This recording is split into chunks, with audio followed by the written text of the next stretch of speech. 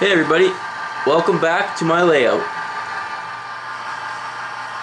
So it's December 2015 and time for another layout update. This month I got too much to talk about. I haven't got any new rolling stock in or anything like that. Just a little bit of painting done on the Shapeways trailer that I got last month. And then talking about the new layout that I'm going to be building when we move out of this place. So I did end up digging out my airbrush booth. I wanted to try painting this Shapeways trailer. I ended up painting it a chrome color, and kind of disappointed with my laziness, I guess. I'll show you why. So I had the bright idea I thought if I used my airbrush and if I laid the paint on really thick, I wouldn't have to do much prep work to the model itself, because this stuff that it's made out of, this resin, it's really hard to sand. So I didn't realize that, but you need to use like an auto body filler and then sand it. So anyway, I ended up just trying to paint it with my airbrush booth, and it looks okay. But if you look at it up close, you can still see the divots from the 3D printing process. So that kind of sucks. I don't know if I'm going to go back and try painting it. I think I might just leave it the way it is, because from 3 feet away it looks fine. Just up close that doesn't look good. So from far away it definitely looks okay. It looks pretty cool having the truck driving up to the rail-to-road facility like that. It looks pretty cool. So in the future, when I'm going to paint a Shapeways, something that's been 3D printed like this, and it needs to be smooth. Like the rest of the trailer doesn't really matter. It's just kind of this really smooth side that should be metal. That's the only thing that is really a dead giveaway to me. So if you're going to do that, you need to use an AutoShop Duplicolor primer and then filler to smooth it out. So then there's a lot of work sanding and everything, but it does pay off because you can make it look nice and smooth, just like a plastic injection molded model. So other than painting that trailer, that's really the only modeling I was doing this last month. Kind of been really busy with all this house stuff, and little guy kind of keeps us hopping. So haven't had much time for the hobby, but hopefully next couple months, it's getting cold out and snowing and stuff. Hopefully there'll be some more time for some modeling projects. I have spent a bit of time using AnyRail designing a potential future layout, so we'll take a look at my computer and I'll show you what I'm possibly thinking about building in our next house. Okay, so this is the rough basement foundation kind of measurements. Not 100% accurate, but as the house gets further along and I can get in there and actually take some measurements, I'll be able to have more accurate floor plan for use on this track planning software. So it's basically a big rectangle with this little jog here coming out. This wall is 43 here up on the top. This one is 54 foot.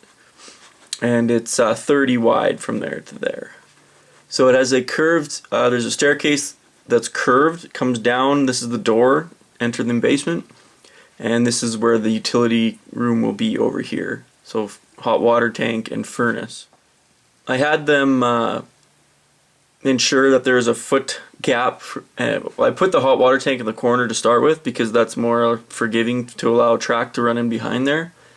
And then also made sure that they will put a 1 foot gap between the hot water tank and the wall on each side, same with the furnace.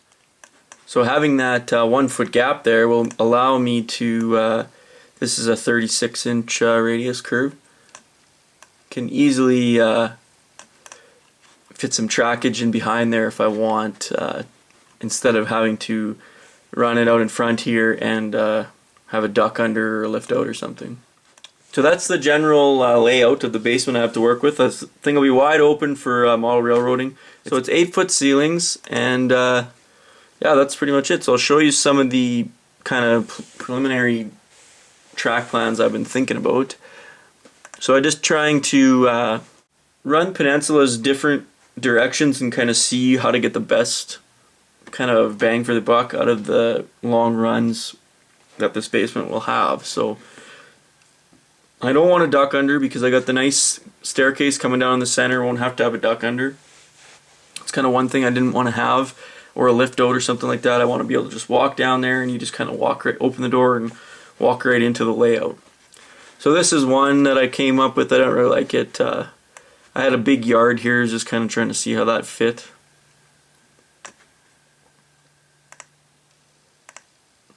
This is another way I was kind of possibly thinking about.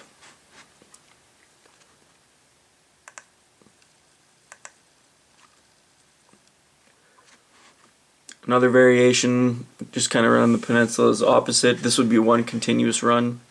The only problem is because I want to model CN and CP, I kind of need to have basically two separate layouts to run it like prototypically. So having one full continuous run doesn't really meet the needs of what I wanted. So I came up with, this is kind of what I came up with. So run the peninsula out this way and then have this wide peninsula here, which will be like a yard, a big yard here, and maybe like a grain elevator or something right here. So the whole idea of this layout will be big mainline train operation. So the maximum train length will be 25 feet. There's reverse loops at each end, which are big enough to have a 25-foot long train travel through the reverse loop and still be able to come out the other side. This arrangement also allows me to have workspace in here, so I have this area will be kind of walled off. As you can see, I kind of drew some lines in here.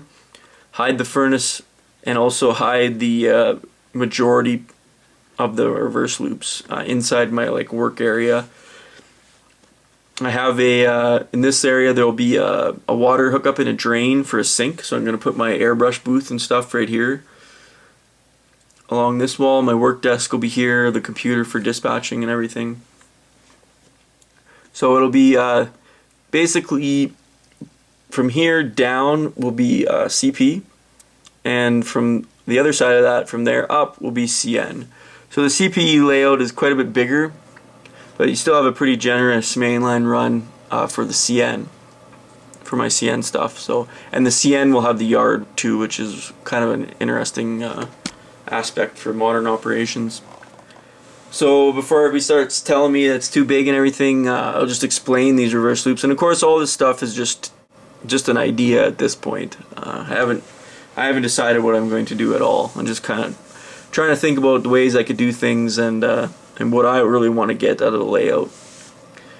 So this really complicated looking reverse loop, it's actually not too bad. So this will all be cut out so you can get in there if you have to, and they'll be stacked on top of each other with about 7 inches or 7-8 inches of separation between the two reverse loops.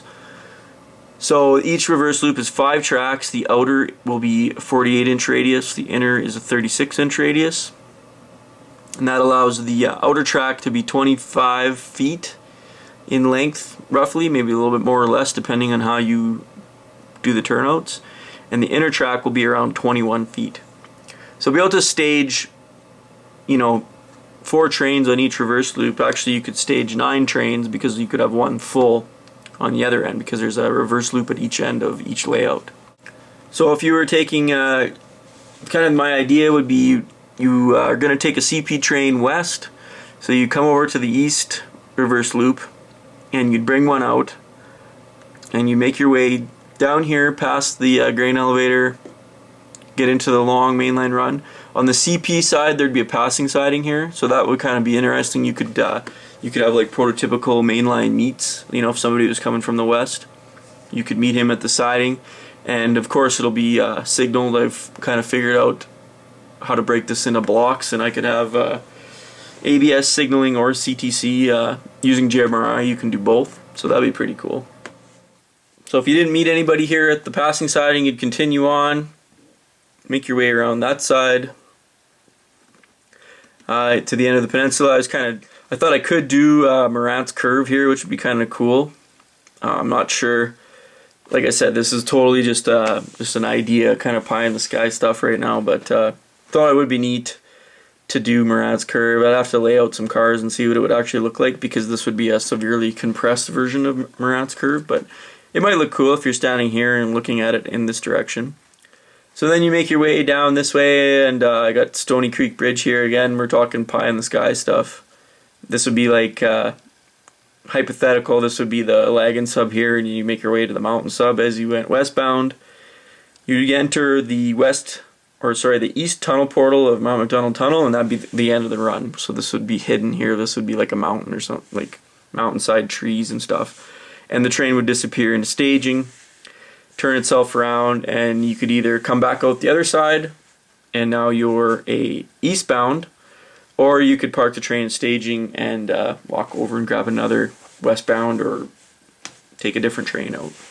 It's kind of what I'd like to get out of the layout. It's kind of more of more prototypical mainline operations, like you're actually driving a train, taking it from point A to point B, moving freight west to east, or east to west type things like that. So on the CN side, we'll go through that. So you kind of notice a theme here. So the east is this is all Western Canada based. It's kind of it'll be proto-freelanced based on actual locations in Saskatchewan, Alberta, and BC. So this would be the points east reverse loop. So if you're doing the CN side, you'd come into my work area, come around here, grab a throttle, bring a train, grab one of the westbound CN trains and bring it out of staging. So you'd be starting the trip like you're entering CN Chapel Yard, which is in Saskatoon. Make your way through the yard, obeying the signals, come out, then you'd enter the main line.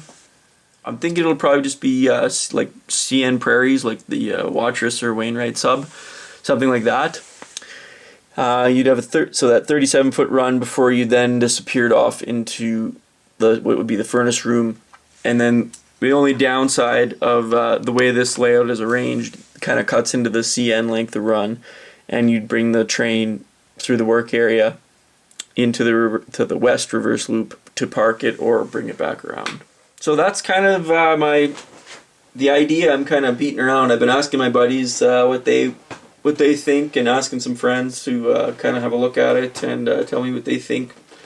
Definitely there's pros and cons. This is a big layout. Like, this is not going to be a small undertaking. This is going to take like years to build type thing. I'm not expecting to be able to accomplish this overnight. It's going to be a long work in progress, and it'll take time to get all this built, and to get one side of it built and trains running. So I am trying to come at it from like a humble approach, but the same side, there's a lot of space to work with, so there's a lot of cool things that I could incorporate, and I think it could be a really fun layout to run trains on.